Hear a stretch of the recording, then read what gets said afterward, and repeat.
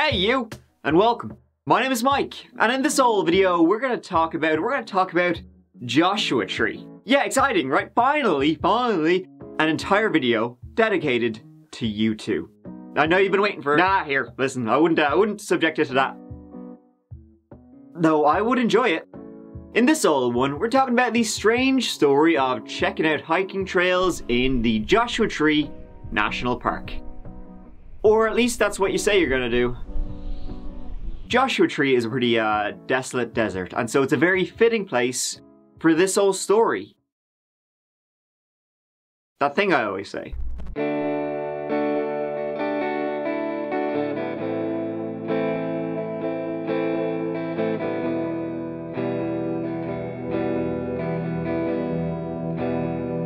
The town, city, apparently, of 29 Palms, right? It lies just to the north and serves as one of the entrances to Joshua Tree National Park.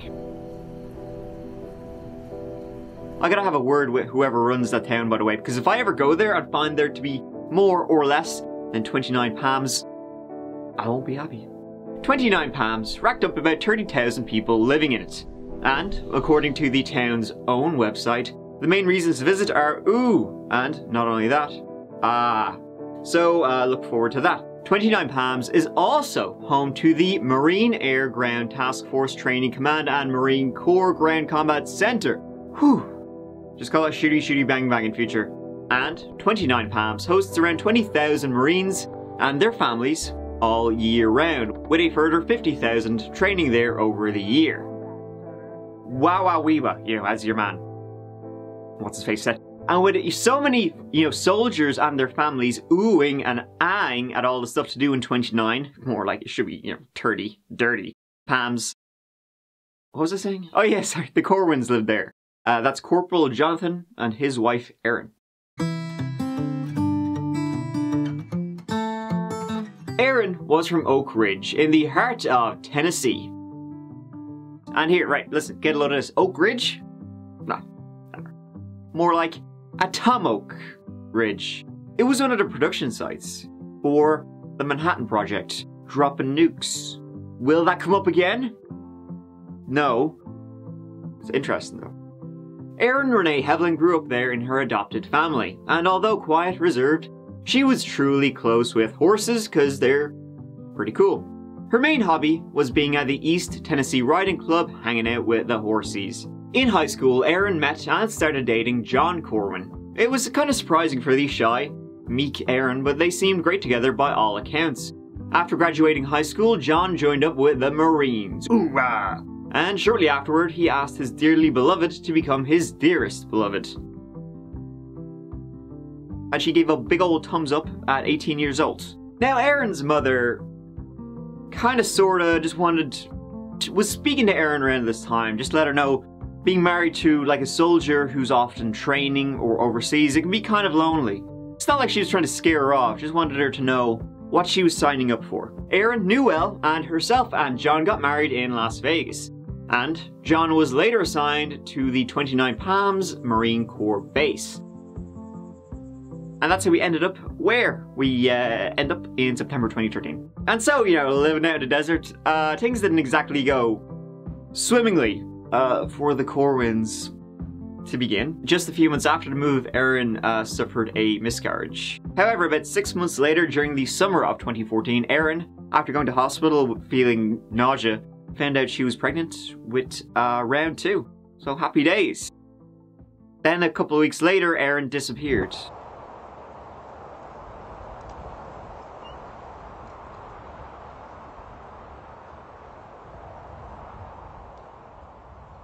In late June 2014, Erin went out alone to scout some hiking trails in Joshua Tree.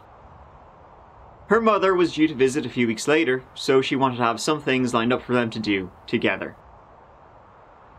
On the 28th of June, she woke up at the break of dawn, gave her husband John a kiss on the cheek while he was in bed, told him, that she loved him, and was out the door. That was it. She was due home that afternoon. Nothing. John began calling, some more calling, nothing. The following morning he was freaking out, as you would.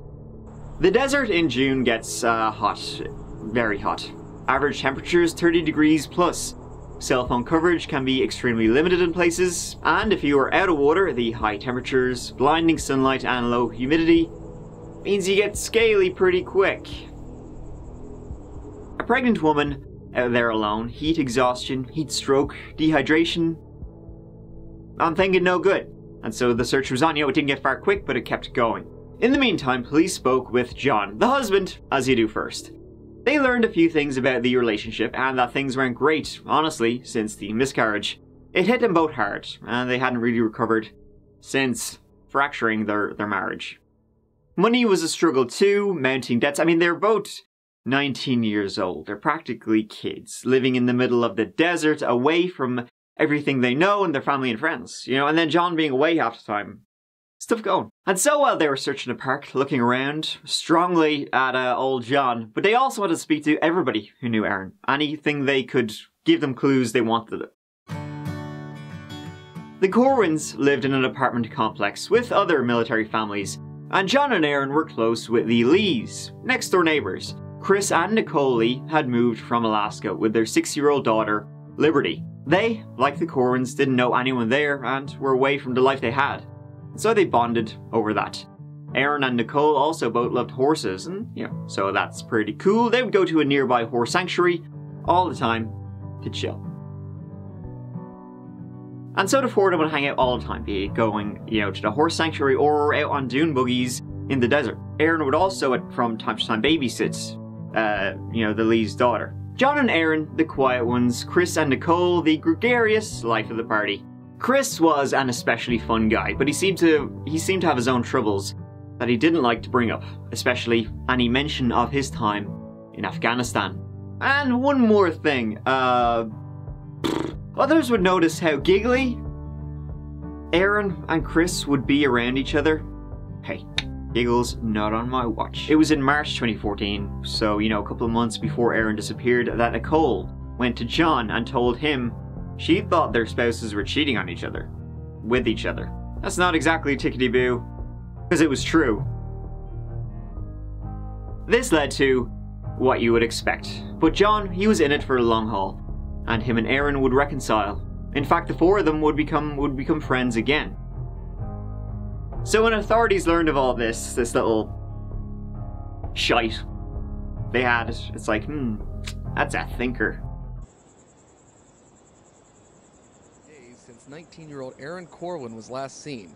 The search for Corwin continued into the holiday weekend with over 30 search and rescue volunteers on the ground and a sheriff's department helicopter in the air. The search has covered a vast area of over 2,000 square miles. They're so remote, it's taking us entirely too long to get into specific areas that we're targeting. One of the locations being searched is Joshua Tree National Park, where Corwin was reportedly on her way to last Saturday morning but never returned. Her husband, Jonathan Wayne Corwin of 29 Palms Marine Base, reported her missing on Sunday. Foul play has not been ruled out, and homicide detectives are helping with the investigation. At this point, no arrests have been made. Search and rescue volunteers, along with a specialized investigative team, continue their efforts and are not giving up hope.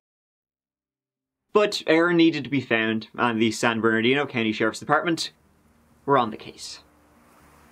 And so the authorities, speaking with Erin's friends back in Tennessee, they learned, hey, real sorry, Nicole and John, because Chris and Erin, they're still seeing each other.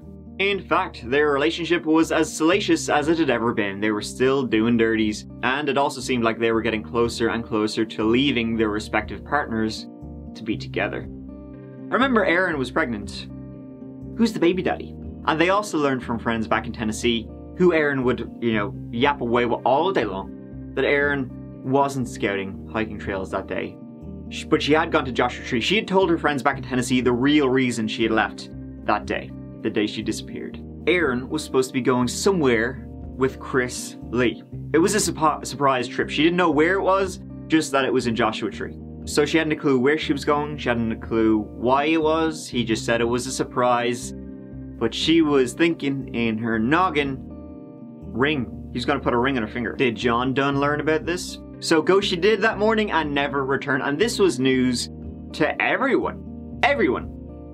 Including Chris. Slow your roll there, fellas. I barely know Erin. You know, I just give her a curt nod in the hallway. Erin's car was found by a passerby, and this was reported to the police. It was found about 10 miles north from Joshua Tree. Turned out they had been searching in the wrong place the whole time. There were tire tracks and footprints in the dirt. It looked like Erin had driven up, gotten into someone else's car, wink wink, and then they went. The police then went to speak with Chris again, as it looked like the friend's story about Erin meeting someone, Chris, was true. Chris this time explained more about their relationship, about how after returning from the war he found Erin someone he could talk to. I didn't bring up mine and Erin's thing because it didn't seem pertinent at the time. Okay. I had confided in her, you know, that I was feeling suicidal, and you know, she's like, "You can't be doing that stuff." And, you know, it's kind of like she was someone to talk to about stuff that I didn't want to talk to about with my wife. You know.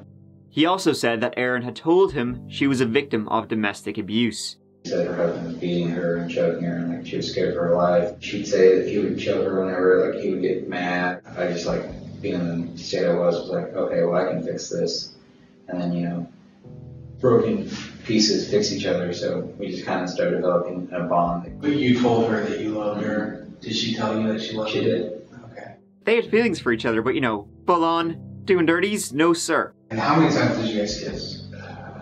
4 tops. Maybe some like hands up and down or kissing, but nothing real heavy.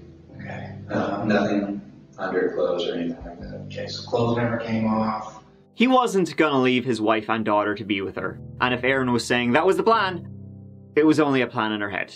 Something maybe had been going on, but when Nicole learned about it a couple of months previous, that was it, shin A, no more. And it certainly wasn't going to continue when he learned that Erin had been lying to him the whole time. It was all in her head. She was not a victim of domestic abuse, which they bonded over.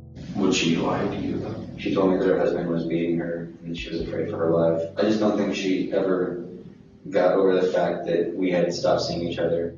So, bullshit or true story, but that's what he was spouting. And more importantly, what was he doing on the 28th of June when Erin went missing? Well, he said he was in the park. Alone, hunting coyotes. It's a pretty shit alibi. So no reason at all why she would message people saying that she's planning to meet with you on Saturday. They revealed to him that the car had been found, and then they lied and said they knew his car was there too. That was bullshit, they just wanted to shake his tree and see what fell. We found her car. Oh, did you? Yeah, it was parked in that dirt. Okay. Your tire tracks are there, as well as her tire tracks, and your tire tracks drove over hers, showing that you met her there. He said, you know, he had seen her car that day, but you know, if I reported it, it would just look bad on me. So I'll just lie, because that'll look better. I was worried that if I told you guys I saw her car because of my previous relationship with her, you would automatically assume I did something. But it was a slip of the tongue that really screwed up Chris Lee. Did you make any of the phone calls when you were out? No, I couldn't. I literally lack the ability to because of the area we're in.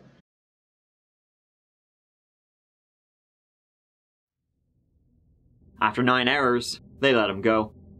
Nicole at this point was also looking hinky. She didn't seem particularly interested in helping the search, and she seemed to be covering for Chris. She was acting as weirdly as he was, and uncooperative. On their computer, the Lee's computer, they searched stuff like how to dispose of a dead body. Now, Nicole was at home with her daughter the day in question, but it was looking more and more likely that their chief suspect... well, suspects. They also found a poem Chris had written for Erin. It goes a little something like this. Like it or not, you still hold a piece of my heart. Ready or not, we are gonna get caught. Don't give up and I won't too. Hopefully, like me, you still think I love you. Now, I don't know much about poetry myself, but pretty fucking funny how bad that is.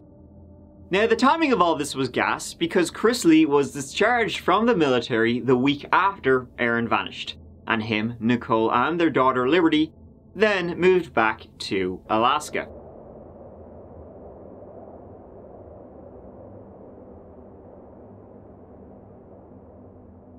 Still no Erin. The search started to dwindle down. The Lees were in Alaska, the main suspects, but they had no proof they had done anything other than, you know, strong suspicion. The case of the disappearance of Erin Corwin. She's a 19-year-old pregnant that was married to or is married to a Marine out in 29 Palms. She went missing on Saturday, June 28th of 2014. John, he was cleared of any involvement. And the owner of the horse sanctuary they visited from time to time recalled that a week before Erin vanished, Chris had mentioned mine shafts he had investigated. It was starting to look pretty clear what could have happened if Chris met up with her, which they were pretty sure he did. But what wasn't clear was which mine shafts they should be looking at.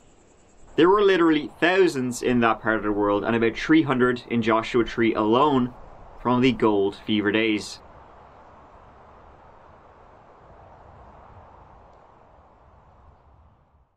Better get to work.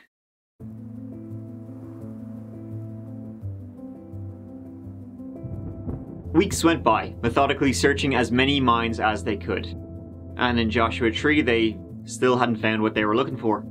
It went on for 8 weeks. And then on Saturday, the 16th of August, 2014, which was the last day of the search, they were going to call it off after this, they found her.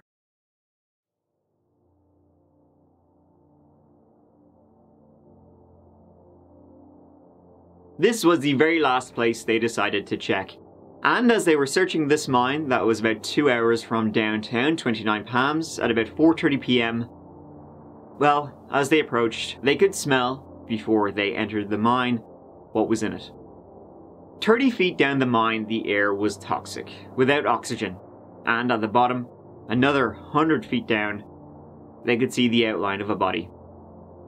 Beside the body was a wooden stick and green cloth, and also a propane tank and what looked like a gasoline tank. It appeared someone had tried to burn the bottom of the mine with Erin in it, but the lack of oxygen prevented any fire from taking. Erin was flown by helicopter to the morgue, autopsy undertaken. She was so decomposed, it was her dental records that identified her. The body was in such a state that it was hard to determine the cause of death, but it was thought to be blunt force trauma and strangulation. A garrote was found around her neck. Chris Lee was swiftly summoned from Alaska. Chris and Erin had met that morning near Joshua Tree. He had lured her out to the park. He then choked her to death with a garrote and dumped her body down the mine. He tried to burn her body, but the lack of oxygen, well, like I said, it didn't take. Once we discovered that Erin's body was possibly at the bottom of that mine, was when we issued a warrant for Christopher Lee's arrest, based on some evidence we had in our possession at the time. Police arrested Lee in his hometown of Anchorage, Alaska, a place he moved shortly after Corwin went missing. They think Lee killed her because he feared that his wife, Nicole, would find out. A motive detectives suspected early on and used to help find her. Some computer technology, some cell phones, and many other electronic devices. And through those forensic examinations, we were able to determine a potential location for Erin Corwin's body. Investigators are now waiting for Lee to be sent back to California. The trial began in October 2016, almost 2.5 years after Erin's vanishing. Chris pleading not guilty. The prosecution pretty straightforward. He didn't want to leave his wife, and so he ended the relationship the only way he knew how. Violently. During the trial, though, Chris's defense was, well, he took the stand, so he can tell you. I need to tell the truth. I couldn't live with myself if I kept this a secret any longer. We started having a conversation about what? About plans. She wanted to come to Alaska. She wanted to be part of Liberty's life. I told her, I didn't want that. Told her, I decided that, you can't be part of Liberty's life. And she said that she wanted to, that she loved Liberty, and I told her, it's not your choice, it's not your daughter, you don't get to love her, she's mine. What were you thinking at that point? I was thinking there's no reason for Erin to love Liberty. She was not hers. She shouldn't have any kind of emotional attachment to her. She thought maybe Erin had molested Liberty because she was uncomfortable with the way she was around her when she had been watching her. What was your reaction to that? I felt so safe in my little community that I didn't think it was possible. So you didn't believe Nicole? No, not at the time. When Erin told me she loved Liberty and that she wanted to be with her, something clicked. It turned a gear in my head, and I said, why do you care about Liberty so much? Why do you want to be part of her life? And Erin told me, I just love her. And I stood up and I stopped her and I said, did you touch Liberty? And she reeled back a little bit and started stuttering over her words, and she was saying, I, and I stopped her again, and I yelled at her this time. I said, did you molest my daughter? And she said, yes, and that was the last thing I heard her say. What? Yes, he claimed that Erin was molesting his daughter when she was babysitting her.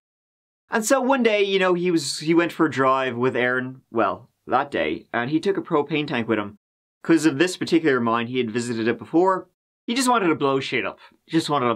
And then he, at one point, hey, Erin, quick question for you. You molested my daughter. She said yes, and in a fit of rage, he killed her. I stumbled back, and I sat on the edge of my Jeep and caught myself with my hands. And in my right hand, I felt the metal from the garrote. It set me off. I just felt so much hate, so much rage. And I grabbed it and I stood up and I came up behind her and I put it around her neck. Training took over then, and I turned around and I started pulling. Nothing would have stopped me from doing what I was doing. I told myself while I was doing this, never again. I wasn't going to let anybody hurt my daughter again. I had let her into my daughter's life. It was my fault that my daughter was hurt. I just kept choking her. I don't know how long it was. Might have been 5 minutes, 10 minutes. It felt like forever. And I just kept choking her.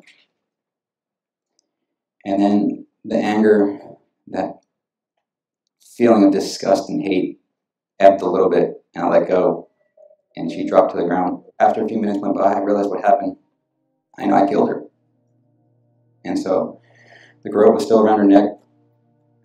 So I grabbed it and I dragged her to the edge of the mine shaft and I pushed her in. That's about 10 seconds in. You could have stopped.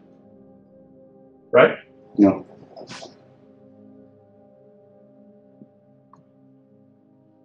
"20 seconds in, you could have stopped. No. Why not? Nothing would have stopped me at this point. I was too angry. For about 40 seconds in, you're still doing it. Yes, sir. That's about a minute in. You're still doing it. Yes, sir. And your testimony is you couldn't have stopped. You couldn't have just let go of those handles. No.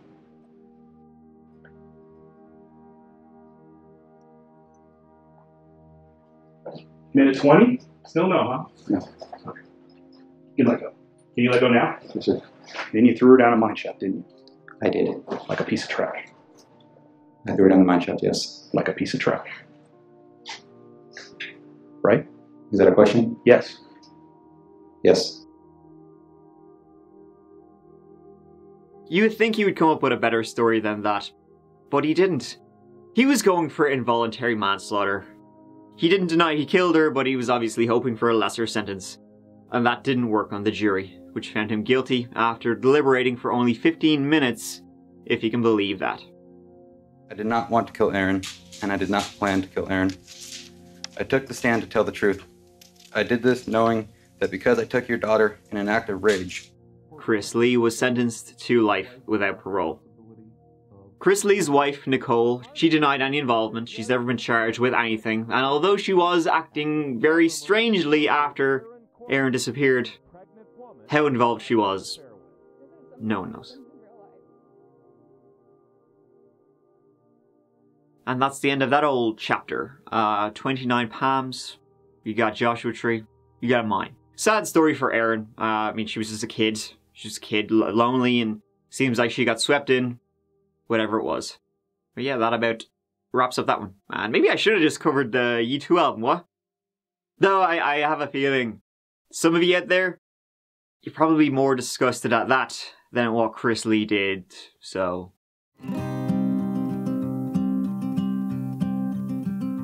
Thank you so much for watching. I really appreciate you taking the time to do so. Here, go on, I'll see you as always real soon in the next video. Until then, please, please look after yourselves. Take care. Mike out.